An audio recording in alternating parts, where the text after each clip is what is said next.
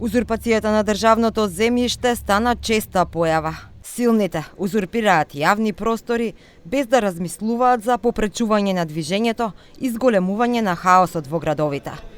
Вакви случаи во Кичево има доволно и во градот и во селата. Станува збор за поставување на маси од барови на тротоари, узурпирање згради, узурпирање од страна на бизнисмени кои ги отвориле своите продавници на тротоари и улици.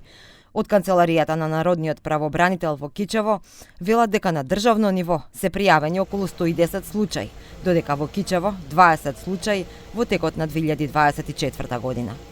Sau takon para shtresave të cilat kanë të bëjnë me problematikën në qytetin e Kërçovës, shpeshherë hasim me mbi ndërtim ose ndërtesat pa leje nëpër prona shtetënore, konkretisht nëpër trotuare, zgjerimin e ndërtesave të ndryshme, qofshin atyne afariste ose private, shfrytëzimin e trotuareve, të cilat është një gabim i madh nga ndërtuesit, shkaku se ajo paraqet si pronë publike në interes të qytetarëve.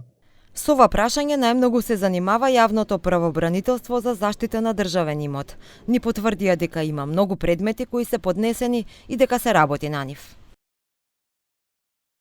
Во периодот од 2022 до 2025 година во Државното правобранителство во Кичево поднесени се 24 предмети поврзани со узурпација на државно земјиште во превентивна постапка и 33 предмети за постапување по службена должност и врз основа на пријави на странките или вкупно 57 предмети. Од Државното правобранителство вела дека во овие постапки, иако земјиштето е во сопственост на државата, има преклопување на надлежностите поради децентрализацијата со општините. Сепак треба да се напомена дека меѓусебната соработка на ова поле за сузбивање на овие појави не е на задоволително ниво и има простор за подобрување и на тамошна координација на повисоко ниво. Во последно време, во недостиг на доверба во институциите, многу граѓани се обратија до редакцијата на телевизија 21 со поплаки за узурпации или слични случаи.